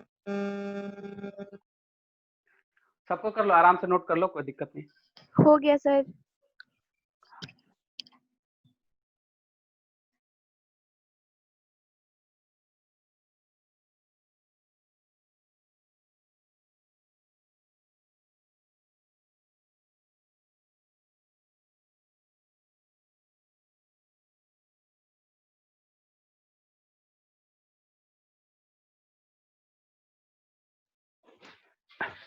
सबका हो गया? इसको हम इरेज करें? ठीक है, Yes, sir. Yes sir. Yes, sir. अब जो हम लोग टॉपिक है वो तुम लोग बहुत अच्छे से जानते भी हो, और हम होप करते हैं कि तुम लोग को तुम लोग से आंसर मिलेगा। और हाँ, हम अगर एनसीईआरटी का बुक है तो जिसके पास बुक है वो लोग सामने निकाल के उसको वो पेज निकाल के रखो, पहला सेकंड पेज में ही रिप्रोडक्शन मिलेगा। हम उसमें डायरेक्टली कुछ कुछ लाइन को हम पॉइंट आउट करेंगे जो कि तुम्हारा, पहले हम लोग रिप्रोडक्शन के बारे में थोड़ा पहले समझ ले क्या होता है रिप्रोडक्शन। ठीक है, इसमें बहुत कुछ तुम लोग जानते हो। क्या होता है रिप्रोडक्शन? बताओ। Formation of new individuals, same kind. Same kind, ठीक है। और कुछ कोई हाँ, चलो देखो तुम लोग डिफिनेशन सही बोले, बट रिप्रोडक्शन को हम थोड़ा सा जैसे बोले कि सेम काइंड ऑफ इंडिविजुअल को कोई प्रोड्यूस करता है वो रिप्रोडक्शन है। ठीक है ना? सबसे फर्स्ट में रिप्रोडक्शन प्रोसेस एक कैपेसिटी बोल सकते हो या फिर बोल सकते हैं कि एबिलिटी, क्योंकि हर एक ऑर्गेनिज्म का एक सर्टेन एज के बाद ही रिप्रोडक्शन का जो प्रोसेस है वो बॉडी में होता है। ठीक है, ये चीज है।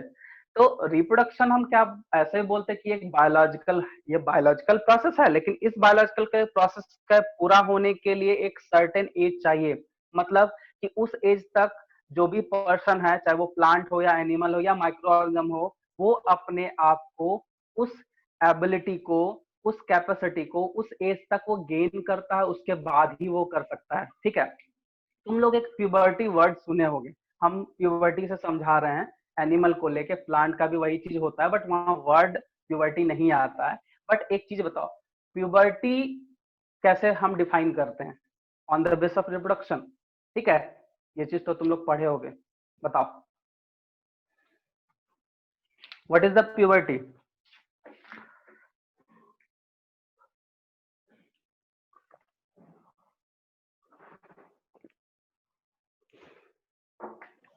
देखो तुम लोग प्यूबर्टी को पढ़े हुए, 10th में तो पढ़े हुए, तो था ही थोड़ा हम बहुत, सेकेंडरी सेक्सुअल कैरेक्टर वगैरह सब तो था ही। चलो नहीं पता किसी को, चलो ठीक है, थोड़ा रिकॉल करा देते हैं। देखो प्यूबर्टी क्या होता है, एक प्यूबर्टी का स्टेज है जो कि मेल एंड फीमेल दोनों में एक सर्टेन एज के बाद आता है। Puberty is a process of physical change.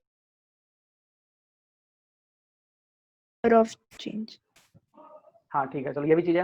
But puberty जो हम समझा रहे हैं उसको आराम समझना, क्योंकि ये जो जैसे सेकेंडरी सेक्सुअल कैरेक्टर है या फिर फिजिकल चेंज है वो एडोलसेंस का भी एक तरह का डिफिनेशन हो जाता है। बट एग्जैक्टली प्यूबर्टी है क्या समझना।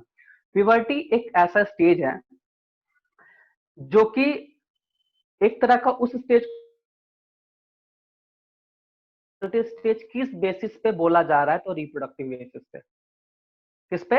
रिप्रोडक्शन का बेसिस अगर लिया जाए एनिमल में, आई मीन ह्यूमन में, तो प्यूबर्टी जब आएगा तभी वो ये प्रोसेस को कंप्लीट कर सकता है, क्योंकि ह्यूमन इज अ बायपेरेंटल, कहने का मतलब वो सेक्सुअल रिप्रोडक्शन शो करता है, और सेक्सुअल रिप्रोडक्शन के लिए बहुत इंपॉर्टेंट होता है गैमेट का फॉर्मेशन होना, ठीक है। और गैमेट तभी बनेगा जब ये स्टेज आ जाता है।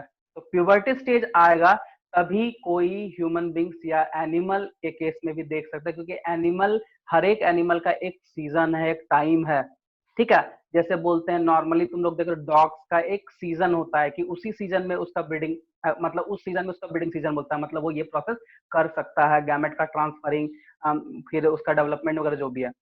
तो प्यूबर्टी अगर हम ह्यूमन बींग के केस में अगर हम समझते हैं, तो एक सर्टेन स्टेज के बाद ही कोई भी पर्सन, मेल या फीमेल, वो एबल है टू दिस प्रोसेस। उसी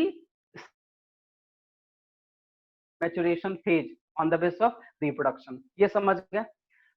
रिप्रोडक्शन क्या है हम बताएं, एक बायोलॉजिकल प्रोसेस, मतलब इसमें भी कुछ ना कुछ प्रोसेस होगा, ठीक है। तो रिप्रोडक्शन का मतलब समझ गए ये कैसे होता है, ये भी समझ गए। अब देखो रिप्रोडक्शन करने के लिए, सॉरी, रिप्रोडक्शन प्रोसेस, एक क्वेश्चन है तुम लोग से जो हम पूछने वाले हैं कि रिप्रोडक्शन प्रोसेस, क्या हम ऐसा बोल सकते हैं कि अगर जिंदा रहना है तो रिप्रोडक्शन का प्रोसेस होना चाहिए? Reproduction No, No, sir. लेकिन नो सर। नो सर, मतलब कि रिप्रोडक्शन एक प्रोसेस है, एक एबिलिटी है जो कि बॉडी में डेवलप होता है। अगर बोलते हैं कि रिप्रोडक्शन होना चाहिए तभी जिंदा कहलाएगा वो, कि नहीं हाँ वो जिंदा ऑब्जेक्ट है या फिर लिविंग ऑब्जेक्ट है, बट ऐसा नहीं है। ये प्रोसेस होना इंपॉर्टेंट है, बट लिविंग होने के लिए ये प्रोसेस इंपॉर्टेंट नहीं है। मतलब इस प्रोसेस के बिना भी पर्सन या ऑब्जेक्ट जिंदा रह सकता है, ठीक है। तो रिप्रोडक्शन मेनली लिविंग ऑर्गेनिज्म के लिए ही बोला गया है। तो अगर मान लिया कोई ऑब्जेक्ट अगर नहीं रिप्रोडक्शन कर रहा है तो वो क्या सर्वाइव नहीं करेगा? करेगा। अब एक चीज बता दो, ये तो समझ में आ गया कि रिप्रोडक्शन जो है वो एक ऐसा प्रोसेस है जिसमें यंग वंस को प्रोड्यूस करते हैं, और ये एक एबिलिटी है जिसके होने ना होने से जिंदा रहना या फिर लिविंग कहलाना कोई मैटर नहीं है। मतलब नहीं होगा तो भी वो जिंदा रहेगा, और ये प्रोसेस हो रहा है बॉडी में तो भी वो जिंदा रहेगा। हो रहा है तो भी जिंदा रहेगा, नहीं हो रहा है तो भी जिंदा रहेगा, ठीक है। चलो, रिप्रोडक्शन जो होता है हम लोग सारा कुछ समझ गए, ये भी समझ गए कि हाँ ये रहेगा तो भी जिंदा है, नहीं रहेगा। बट ये इतना इंपॉर्टेंट क्यों होता है? हम लोग क्यों बोलते हैं कि reproduction is a important but not necessity? ये हम लोग बोलते हैं ना, इस तरह का हम लोग एक मन में क्वेश्चन आता है कि हाँ आखिर ये इंपॉर्टेंट क्यों है? कोई बताओ क्यों इंपॉर्टेंट है? जिंदा रहने के लिए तो इंपॉर्टेंट नहीं, लेकिन ये इंपॉर्टेंट है क्यों? क्यों इतना ज्यादा इसका लाइफ में इंपॉर्टेंस? इवोल्यूशन के लिए। अपना जनरेशन को आगे बढ़ाने के लिए। गुड, To जनरेशन produce को आगे new बढ़ाने के लिए, offsprings. मतलब स्पीसीज का कंटिन्यूटी के लिए ये बहुत इंपॉर्टेंट है। इवोल्यूशन के लिए ना देखो, नेचर भी मतलब एक तरह से बोल सकते हैं कि नेचर भी डिपेंड कर सकता है, बट एग्जैक्टली क्या आंसर है? देखो इवोल्यूशन बेसिस अगर हम लेते हैं रिप्रोडक्शन का तो वो गलत नहीं है, उसको हम गलत नहीं बोल रहे हैं, बट एग्जैक्टली क्या आंसर है कि स्पीसीज का कंटिन्यूटी।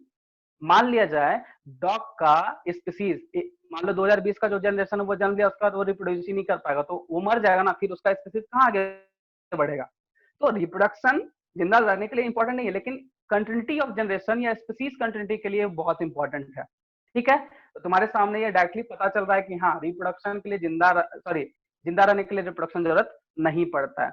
चलो, अब हम जो इसमें तुमको बताने वाले थे ये तो समझ में आ गया कि रिप्रोडक्शन क्यों जरूरी है, क्या होता है। इसमें कुछ एग्जाम्पल है, वो एग्जाम्पल ये बताता है कि कुछ ऑर्गेनिज्म हमारे बीच में है ऐसा, जो एग्जाम्पल में हम लोग अभी लिखने जा रहे हैं, वो रिप्रोडक्शन नहीं करता है फिर भी जिंदा है।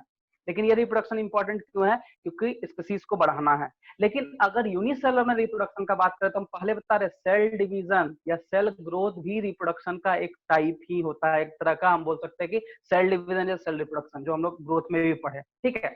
अब देखो यहां से क्वेश्चन कैसे बनता है ये तो हम लोग समझ गए।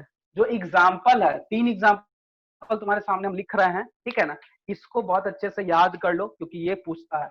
सबसे फर्स्ट में म्यूल, एक ऐसा स्पीसीज है जो रिप्रोडक्शन नहीं करता है। दूसरा है sterile worker bee, sterile worker bee.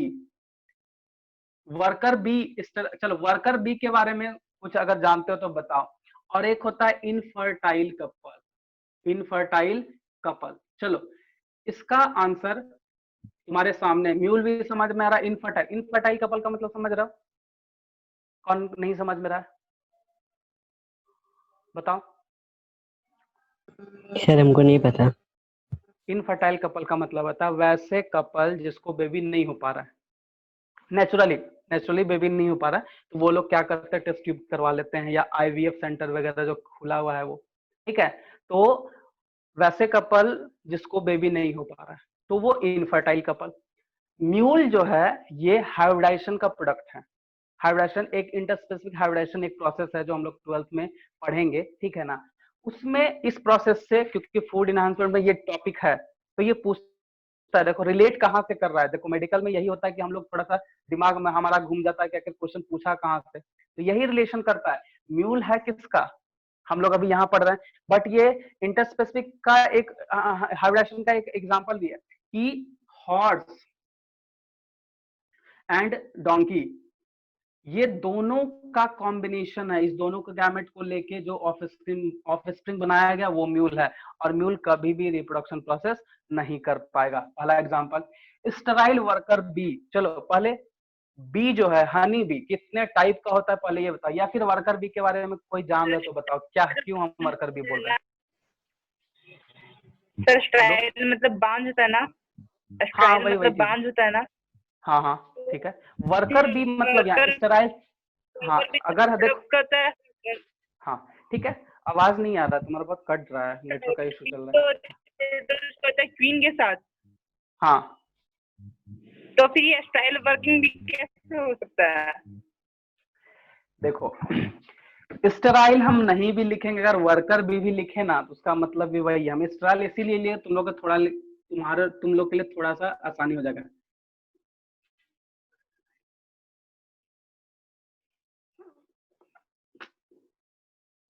देखो स्टेराइल वर्कर भी क्यों लिखे, देखो हनी बी का 3 होता है, हनी बी का मतलब हनी बी 3 टाइप का है। एक है क्वीन जो कि फीमेल स्टेराइल है, एक होता है ड्रोन जो कि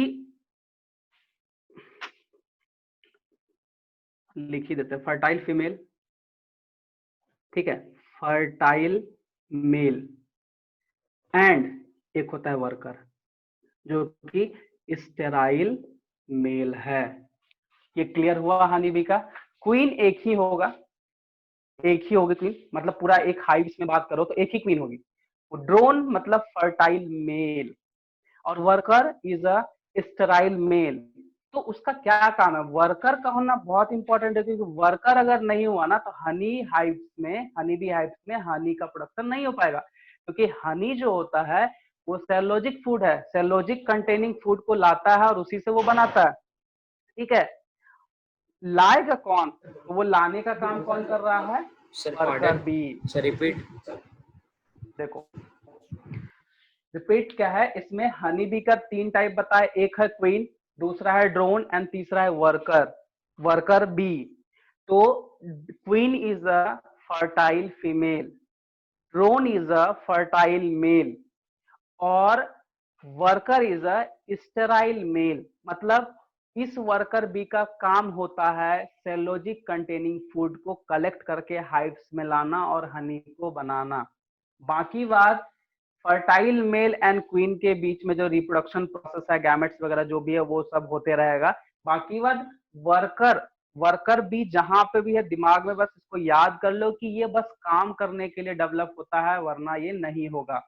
इसका काम क्या है कि सेलुलोज को लाएगा, सेलुलोज कंटेनिंग फूड मतलब प्लांट में जाएगा, फ्लावर में जाएगा, उसके सेलुलोज को वो निकालेगा और फिर वो हाइव्स में जाके उसको हनी बनाने का काम करता है। Collection of cellulosic containing material या फूड वो कौन करता है, वर्कर बी। और worker bee is a sterile male, उसको कोई मतलब नहीं रिप्रोडक्शन प्रोसेस से। तो इसीलिए एग्जांपल के तौर पे mule, sterile worker and fertile couple. चलो ये तो था तुम्हारा इस टॉपिक का मेन एग्जांपल जो अक्सर पूछा गया है, ठीक है ना। ये तीनों एग्जांपल एनसीईआरटी में भी तुम लोग देख सकते हो। अब अब जो हम तुम लोग को बताने जा रहे हैं कि रिप्रोडक्शन में हम लोग टाइप भी है इसमें asexual and sexual, asexual and sexual है।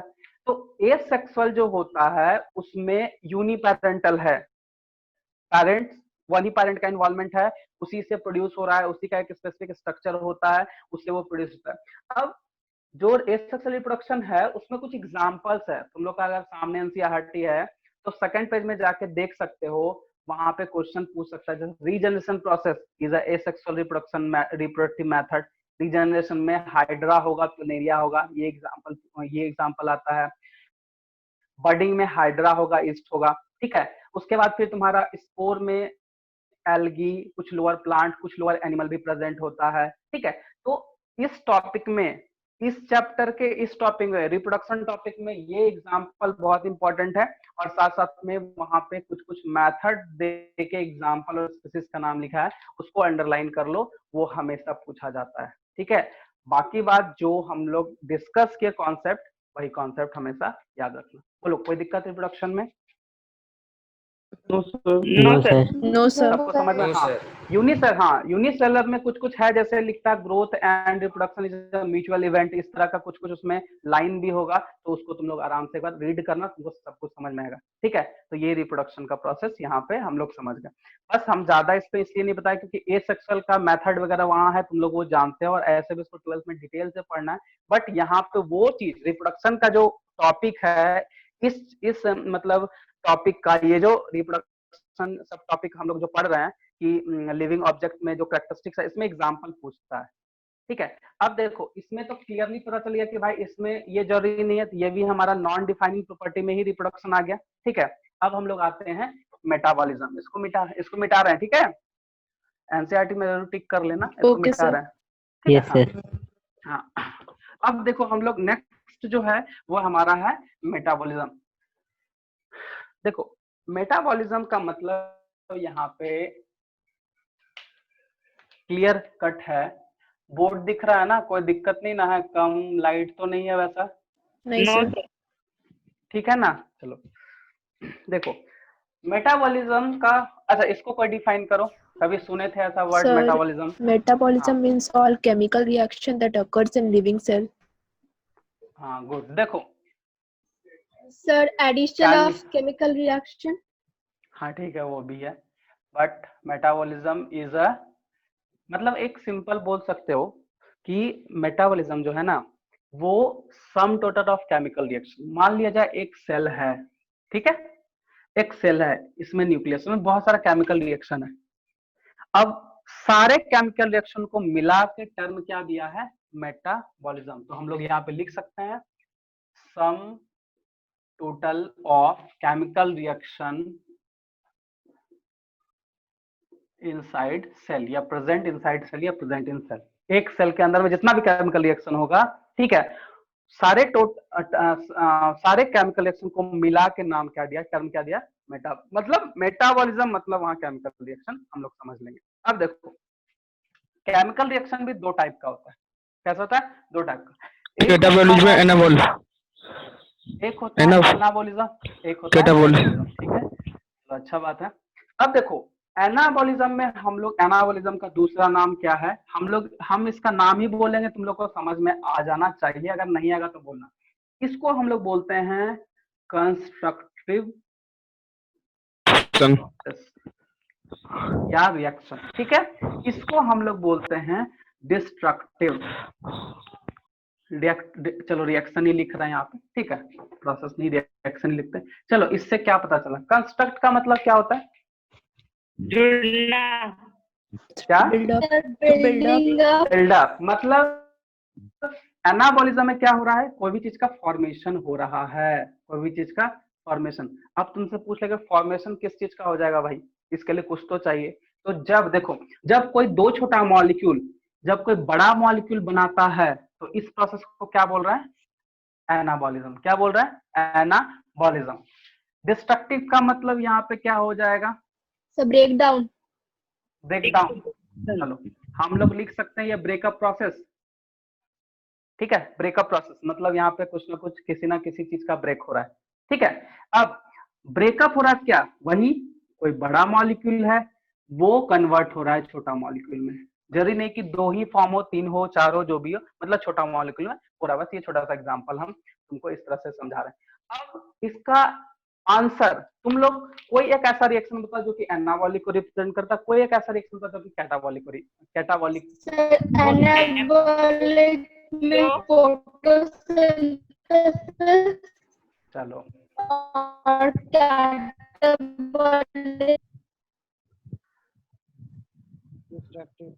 कोई हमको आंसर किया फोटोसिंथेसिस, ठीक है। और कैटाबॉलिज्म में क्या होगा? So respiration. रेस्पिरेशन। चलो अब हमको तुम्हें लोग हमको बताओ फोटोसिंथेसिस में एग्जैक्टली होता क्या है, जो हम लोग इसको एनाबॉलिक बोल रहे हैं। ग्लूकोज का फॉर्मेशन होता है। नेटवर्क का प्रॉब्लम आ रहा है जो आंसर कर रहे हो, ठीक है ना, इको जा रहा है आवाज, ठीक है, थोड़ा सा ठीक करो नेटवर्क, उसके बाद आंसर करो, ठीक है, क्योंकि वो बहुत लंबा खींचा जा रहा है, ठीक है। हाँ कोई बोल रहा था, कोई फोटोसिंथेसिस के बारे में कोई और? ग्लूकोज फॉर्मेशन होता है। ग्लूकोज फॉर्मेशन होता है। तो ग्लूकोज का फॉर्मेशन होता है तो कैसे होता है? वाटर और कार्बन डाइऑक्साइड मिलकर। क्या हुआ? By combining वाटर of और carbon water dioxide and and water. Water in the presence of chlorophyll. हाँ हम लोग लिख सकते हैं वाटर एंड CO2। हम पूरा रिएक्शन नहीं लिख रहा है बट एग्जांपल लिखते हैं। वाटर भी लिए एंड CO2 लिए इन the presence of Light. Chlorophyll, तो चलो, और लाइट है, सनलाइट है, क्लोरोफिल है, सनलाइट हम यहाँ ले रहे हैं, और ये बना दे रहा है क्या? Glucose.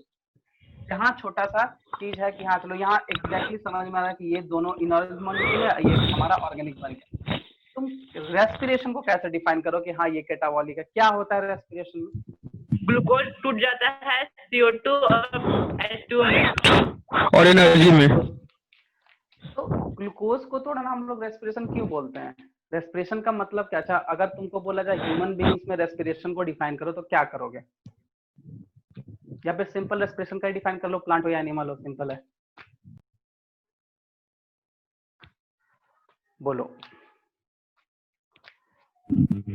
Intake of oxygen in our so blood. breakdown of intaking of oxygen, देखो इनटेकिंग ऑफ ऑक्सीजन अगर हम कर रहे हैं, ठीक है ना, तो वहां तो ब्रीथिंग मैकेनिज्म चला गया। रेस्पिरेशन हम लोग क्यों बोल रहे हैं? Breaking down of glucose in the presence of oxygen. Good, ये एग्जैक्टली आंसर है। रेस्पिरेशन में क्या होता है? रेस्पिरेशन को अगर डिफाइन करना है तो सिंपल ध्यान रखना कि फूड का अगर कंप्लीटली ऑक्सीडाइज होगा तो अल्टीमेटली वो कन्वर्ट होगा किसमें? किसमें कन्वर्ट हो जाएगा? वो एनर्जी में कन्वर्ट होगा। जब ह्यूमन बीइंग की बात करते हैं तो ब्रीदिंग मैकेनिज्म से O2 और CO2 का एक्सचेंजिंग करते हैं, लेकिन रेस्पिरेशन में हम क्या होता है? Oxygen of food. Breathing mechanism में क्या होता है कि जब हम ऑक्सीजन लेते हैं तो वो ऑक्सीजन अल्टीमेटली चल जाता है फूड के पास। फूड के पास कहाँ? तो सेल के अंदर में। सेल के अंदर में कहाँ? तो वो माइटोकॉन्ड्रिया में। माइटोकॉन्ड्रिया में ऑक्सीजन जाता है और वहां पे उसको ऑक्सीडेटिव एंजाइम भी मिलता है और फूड को कंप्लीट ऑक्सीडाइज करके वो क्या करता है? ATP में बनाता है। तो रेस्पिरेशन जो होता है हम लोग बोल सकते हैं complete oxidation, oxidation of food, complete oxidation of food. इसका तो खैर बहुत अलग अलग 2-3 इसका एग्जांपल है। तो रेस्पिरेशन में सिंपल है कि ये ग्लूकोज को तोड़ेगा और तुरंत हमको एनर्जी देगा। लेकिन अगर एनिमल में भी रेस्पिरेशन वही चीज है, लेकिन हम लोग मतलब अलग समझते नहीं। रेस्पिरेशन मतलब O2 को अंदर लेना, CO2। रेस्पिरेशन का मतलब O2 को अंदर लेना, CO2 को बाहर छोड़ना, ऐसा नहीं होता है। O2 को अंदर और CO2 को बाहर करना, ये ब्रीदिंग मैकेनिज्म के अंदर, आई मीन ब्रीदिंग मैकेनिज्म में ऐसा होता है, तो हम लोग ये बोल सकते हैं। तो रेस्पिरेशन तुम्हारे सामने, ग्लूकोज हमारा बड़ा मॉलिक्यूल है, ATP, CO2 एंड H2O में वो कन्वर्ट हो जाता है। हम वो लिख सकते हैं यहाँ पे, ग्लूकोज ये कन्वर्ट होगा ATP में, CO2 में एंड H2O में, ठीक है, ये चीज है। चलो इसको पहले नोट कर लो तुम लोग, इसको पहले लिख लो, उसके बाद फिर इसके बारे में और कुछ बताना है, जो कि अब हम लोग का ये तो हम इसका डेफिनेशन समझे, अब हम लोग को ये पता चलेगा कि डिफाइनिंग प्रॉपर्टी है या नहीं, ठीक है। चलो इसको नोट कर लो।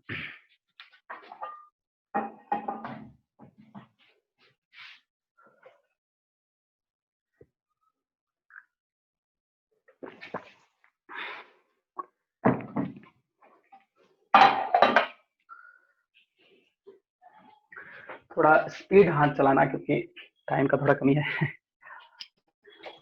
सर स्क्रीनशॉट ले लिए। अच्छा ठीक है, ठीक है, स्क्रीनशॉट भी ले लिए, ठीक है, चलो कोई बात नहीं, उसको लेकिन नोट जरूर करना, ठीक है। हाँ चलो इसको मिटा। Yes, sir. चलो Yes, अब sir. हम लोग, अब हम देखो मेटाबॉलिज्म हम लोग समझ लिए। मेटाबॉलिज्म में दो प्रोसेस होता है, एनाबॉलिक कैटाबॉलिक, उसका भी मतलब समझ लिया। ऐसे एग्जांपल बहुत सारा है, जैसे हमारे बॉडी में प्रोटीन का फॉर्मेशन जो होता है उसके लिए अमीनो एसिड चाहिए होता है, तो अमीनो एसिड और protein formation is anabolic process, और बहुत कुछ है, ठीक है ना। स्टार्च वगैरह का जो फॉर्मेशन होता है वो भी एनाबॉलिक प्रोसेस है, तो एग्जाम्पल बहुत है। अब देखो सबसे फर्स्ट में मेटाबॉलिज्म का डेफिनेशन तुम लोग जान गए कि सम total of chemical reaction inside या प्रेजेंट इन सेल। तो एक चीज तो तय है कि अगर मेटाबॉलिज्म होना है तो उसके लिए एक इंपॉर्टेंट चीज होना बहुत इंपॉर्टेंट है। अगर वो नहीं होगा तो मेटाबॉलिज्म नहीं होगा। आंसर तुम लोग बताओ, ऐसा क्या नहीं होगा जो मेटाबॉलिज्म नहीं होगा? Chemical. Chemical. नहीं नहीं नहीं, और कुछ Body. है? Living cell. लिविंग सेल, चलो देखो आंसर तुम लोग ठीक ठाक ही दिए, बट देखो हम बता रहे सेल, ये सेल का होना बहुत इंपॉर्टेंट है। हम पहले ही तुम लोग को डेफिनेशन बताए कि इनसाइड सेल कोई भी केमिकल अगर सेल के अंदर हो रहा है तो वो मेटाबॉलिज्म कहलाएगा। मतलब अगर मान लिया जाए सेलुलर ऑर्गेनाइजेशन नहीं होगा, मान लो कोई भी है, सिंगल है या यूनिसेलर एंड मल्टीसेलर है, तो क्या वहां पे सेल है? सेल तो है, हम लोग बोल ही रहे यूनिसेलर या मल्टीसेलर, ठीक है। तो ध्यान रखना कि मेटाबॉलिज्म प्रोसेस होने के लिए सेल का होना बहुत इंपॉर्टेंट है। अगर सेल नहीं हुआ तो वो मेटाबॉलिज्म नहीं कहलाएगा। लेकिन कुछ हमारे पास ऐसा सिस्टम डेवलप किया गया है जिसमें विदाउट सेल के भी मेटाबॉलिज्म हो रहा है, तो यहाँ भी एक नॉन डिफाइनिंग प्रॉपर्टी आ रहा है कि एक्सेप्शन आ गया। अब देखो क्या, एक एग्जांपल तुम्हारे सामने लेते हैं, समझ में आ जाएगा। मेरे कहने का मतलब है अगर सेल फ्री सिस्टम में, अगर सेल फ्री सिस्टम है तो सेल फ्री सिस्टम में अगर मेटाबॉलिज्म है तो ये हमारा कैसे सेल्फ फ्री सिस्टम कर सकते हैं और वहां पे केमिकल रिएक्शन करवा सकते हैं। एक छोटा सा एग्जांपल है टेस्ट ट्यूब या इन विट्रो फर्टिलाइजेशन। ये किसको किसको पता है? Test tube and in vitro fertilisation, हम लोग उसको इन सेल फ्री सिस्टम बोलते हैं। क्या बोलते हैं? Cell free system. बताओ क्यों बोले सेल फ्री सिस्टम? देखो नाम से ही पता चला, test tube baby, in vitro fertilisation, मतलब वहां पे जो भी केमिकल रिएक्शन हो रहा है उसके लिए एक मीडियम का जरूरत पड़ रहा है, ना कि सेल का जरूरत पड़ेगा। और वहां पे सेल नहीं है, इसलिए बोले कि अगर सेल फ्री सिस्टम में मेटाबॉलिज्म होगा तो ये एक्सेप्शन में चला जाएगा, मतलब ये नॉन डिफाइनिंग प्रॉपर्टी में चला जाएगा। कहने का मतलब कि विदाउट सेल अगर मेटाबॉलिज्म हो रहा है तो यहाँ तो हो रहा है, हम टेस्ट ट्यूब बेबी एग्जांपल दिए, टेस्ट ट्यूब, या फिर हम लिख रहे हैं इन विट्रो फर्टिलाइजेशन, तो in vitro fertilisation test tube का ही एक एग्जांपल है ना, ठीक है। जैसे बोलते हैं जैसे स्टेराइल कपल या फिर अनफर्टाइल कपल जो है वो लोग क्या करते हैं, जिसको बेबी नहीं होता वो टेस्ट ट्यूब होता है, टेस्ट ट्यूब करवाते हैं वो लोग। टेस्ट ट्यूब क्या कि एक मीडियम है, उसमें वहां पे केमिकल रिएक्शन हो रहा है, क्या वहां सेल मिल रहा है उसको? नहीं, लेकिन फिर भी वहां पे मेटाबॉलिज्म हो रहा है। तो मतलब हम बोल सकते हैं कि सेल फ्री सिस्टम में भी मेटाबॉलिज्म, मतलब नॉन लिविंग उसको कहा जा सकता है कि नॉन लिविंग में भी मेटाबॉलिज्म हो रहा है, क्योंकि लिविंग होगा तो सेल होगा, बट सेल वहां है नहीं, सेल नहीं है तो वहां नॉन लिविंग हम बोल सकते हैं। तो नॉन लिविंग में भी क्या हो रहा है? मेटाबॉलिज्म हो रहा है। तो मेटाबॉलिज्म को हम लोग एग्जैक्ट नहीं बोल सकते हैं कि ये डिफाइनिंग प्रॉपर्टी है, तो ये कैसा प्रॉपर्टी हो गया? Non defining property. कैसा हो गया? Non defining property. बोलो कोई दिक्कत किसी को? कोई दिक्कत? No sir. ठीक है। No. अब हम लोग ये सब सर जो भी, हाँ बोलो। सर सिंपली हम ये सिंपली ये कह सकते हैं ये सब कैरेक्टरिस्टिक्स डिफाइनिंग फीचर नहीं है, नॉन डिफाइनिंग फीचर है। हाँ कैरेक्टरिस्टिक्स है बट ये नॉन डिफाइनिंग फीचर। या जो नेक्स्ट और लास्ट है वो है कॉन्शसनेस या रिस्पॉन्सिवनेस। ठीक है। रिस्पॉन्सिवनेस क्या है, तुम लोग को पता है कि कोई भी एक्सटर्नल हो या फिर इंटरनल स्टिमुली हो, अगर आता है बॉडी में या फिर कोई भी ऑब्जेक्ट पे, तो वो कुछ ना कुछ रिस्पॉन्स करेगा, कुछ ना कुछ रिस्पॉन्स कैसे करेगा, तो एक्शन के फॉर्म में। अगर वो एक्शन कर रहा है वो रिस्पॉन्स कर रहा है। बट यहाँ पे एक कंडीशन दिया गया है, उसको भी समझना, बट वहां पे पता चल जाएगा कि वो लिविंग है कि नॉन लिविंग है। देखो यहाँ पे थोड़ा सा कंफ्यूजन है, बट कंफ्यूजन नहीं, कंफ्यूज मत हो ना, आराम समझना। देखो हम अभी बताया कि कोई भी एक्सटर्नल या इंटरनल स्टिमुलेशन होना चाहिए, उसके लिए सेंस ऑर्गन होना चाहिए, और हर एक सेल में अपना अपना सेंस है, चाहे उसका कोई भी चीज हो। जरूरी नहीं कि ब्रेन ही होना चाहिए, जरूरी नहीं कि उसको नर्व सेल ही होना चाहिए, टिश्यू से भी काम करता है, सेल से भी काम करता है, ठीक है, ये सब चीज ठीक है। लेकिन सपोज दैट मान लिया कोई पर्सन कोमा में है, ठीक है, उसका सारा mechanism A to Z equipped है किसी मशीन से।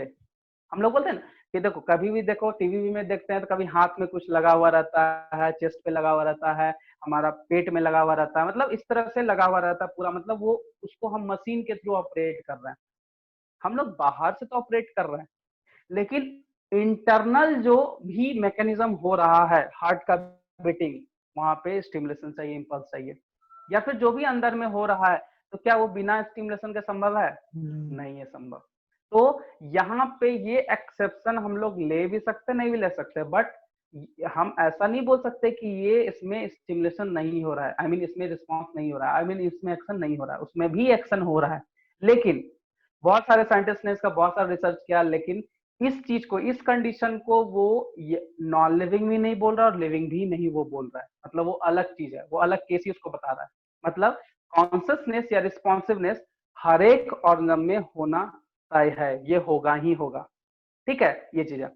अब एग्जैक्टली अगर हम बात करें तो लिविंग ऑर्गेनिज्म का एग्जैक्टली क्या डिफिनेशन हुआ? अगर वो स्टिमुलस हो, सॉरी, अगर वो रिस्पॉन्स करेगा तो वो सेल्फ रेगुलेटिंग हो गया, ठीक है। अगर वो डिवीजन है, उसके कारण वो बहुत सारा मैकेनिज्म करेगा, तो देखो बोला क्या जाता है कि कोई भी ऑर्गेनिज्म अगर वो खुद से रेप्लिकेट हो रहा है, खुद से इवॉल्व हो रहा है, खुद से रेगुलेट कर रहा है अपने आप को, उसी को एग्जैक्टली लोग लिविंग ऑर्गेनिज्म बोल रहे हैं। और वो तभी संभव है जब रिस्पॉन्स या कॉन्सियसनेस कैरेक्टरिस्टिक्स होगा, या प्रॉपर्टी अगर हो रहा है तभी ये संभव है, नहीं तो नहीं संभव। हमारे सामने जो कंक्लूजन निकला वो क्या निकला कि रिस्पॉन्सिवनेस या consciousness is the definite organism, ठीक है। बताओ यहाँ पे कोई तरह का दिक्कत? हाँ, एक दो तीन एनसीईआरटी लाइन में हम उसको भी समझाना चाह रहे हैं। जैसे हम लोग बोलते हैं सेंस ऑर्गन, सेंस ऑर्गन बोला गया कि एनिमल में सेंस ऑर्गन है जो कि रिसीव करता है, ये कुछ कुछ लाइन है जो कि हम समझा रहे हैं, ये है। और प्लांट में ऐसा कुछ नहीं है, लेकिन प्लांट जो रिस्पॉन्स करता है वो मूवमेंट के फॉर्म पे करता है, वो मूव करता है, चाहे जो हो, ठीक है। ऐसे भी तुम लोग पढ़े ही हो, टच मी नॉट प्लांट वगैरह पढ़े हो, तो मूवमेंट ही शो करके ना वो अपना स्टिमुलेशन के अगेंस्ट रिस्पॉन्स करता है। तो एनिमल एक्शन करता है और वो मूवमेंट करता है, उसी की वजह से हम लोग रिस्पॉन्स समझते हैं, ठीक है। ये चीज था तो कॉन्सियसनेस का। बट कॉन्सियसनेस में अल्टीमेटली हम लोग क्या समझेंगे? अगर कॉन्सियसनेस हुआ तो रेप्लिकेट भी करेगा, इवॉल्व भी करेगा, एंड वो सेल्फ रेगुलेटेड होगा ताकि वो मेंटेन कर पाए, ठीक है। अगर कॉन्सियसनेस नहीं होता तो वो एक तरह का वो डेड हो जाएगा, ठीक है। तो कहने का मतलब है कि कॉन्सियसनेस, या फिर हम लोग बोल सकते हैं कि responsiveness is a definite property of living object या फिर लिविंग ऑर्गेनिज्म, ठीक है। और जब मेटाबॉलिज्म की बात आती है तो मेटाबॉलिज्म एक डिफरेंट कैरेक्टर है, बट वो डिफाइनिंग प्रॉपर्टी नहीं है कि हाँ ये होगा तो ही ऐसा होगा, क्योंकि सेल्फी सिस्टम में वहां हो जा रहा है। समझ में आया? ये टॉपिक हम लोग खत्म किया। अब बताओ इस बोलो, फोटो पीरियड क्या है? अरे वो फोटोपीरियडिज्म एक मतलब बोल सकते हो कि सनलाइट के प्रेजेंस में वो एक मैकेनिज्म है, प्लांट रिस्पॉन्स वो करता है फोटोपीरियडिज्म, ठीक है। कि सनलाइट के प्रेजेंस में वो काम करेगा, वो सनलाइट के प्रेजेंस में काम नहीं करेगा, फ्लावरिंग वगैरह का मैकेनिज्म है फोटोपीरियडिज्म, ठीक है। और अंडर लेयरिंग रिडक्शन, इंटरेक्शन का मतलब क्या हुआ? एक दूसरे मॉलिक्यूल के साथ या एक दूसरे के साथ क्या करना, क्या रिएक्शन करना, वही इंटरेक्शन है, ठीक है। बोलो और सर ये नोट्स हम लोग कहाँ से बनाएंगे? Actually का meaning Notes- सर हैं?